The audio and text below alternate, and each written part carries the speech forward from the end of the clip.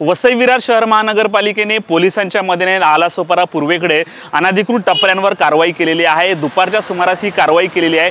विशेष म्हणजे ही कारवाई करताना पोलिसांनी मागील 2 दिवसांपासून आवाहन केलं होतं, गाडीवर स्पीकर लावून लोकांना आवाहन केलं होतं की येत्या 2 दिवसात तुम्ही तुमची अतिक्रमण काढा, नाहीतर तोडक कारवाई येईल। परंतु पोलिसांच्या या आव्हानाला आहे या परप्रांतीयांनी असतील किंवा या टपरी मालकांनी लाईटली घेतलं आणि त्याचाच परिणाम म्हणून आज दुपारनंतर ही तोडक कारवाई केली। जवळपास 100हून अधिक दुकानं जी आहेत टपऱ्या आणि ज्यांनी दुकानापुढे पत्रे वाढून मोठ्या प्रमाणावर अतिक्रमण केलं त्यांची अतिक्रमण तोडण्यात आली। मागील अनेक दिवसांपासून स्थानिक नागरिक असतील, राजकारणी असतील यांच्या मोठ्या तक्रारी होत्या, परंतु ह्या तक्रारींकडे कुठेतरी दुर्लक्ष केलं जात होतं। अखेर पोलिसांनी स्वतःहून यात पुढाकार घेतला। याआधी देखील वसई पूर्वेच्या आनंदनगर परिसरामध्ये मोठ्या प्रमाणावर फेरी होते, ते देखील वाहतूक पोलिसांनी मोठ्या प्रमाणावर पुढाकार घेतला आणि ही जी गाड्या अनधिकृत टपऱ्या आहेत ह्या हटवलेल्या।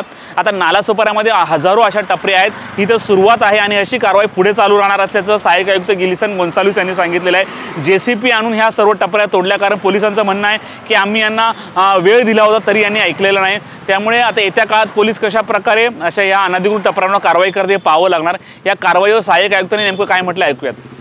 आज सकाळपासून आम्ही तुळींज आचोळा रोड जो आहे त्या रोडवर बऱ्याच तक्रारी आहेत, नागरिकांकडून तक्रारी येतात, सामाजिक कार्यकर्ते पण तक्रारी करतात की ह्या रस्त्याला संध्याकाळच्या वेळेला खूप ट्रॅफिक असते, सगळे हातगाड्या आणि फेरीवाले सगळे रस्त्यावर येऊन व्यवसाय करतात।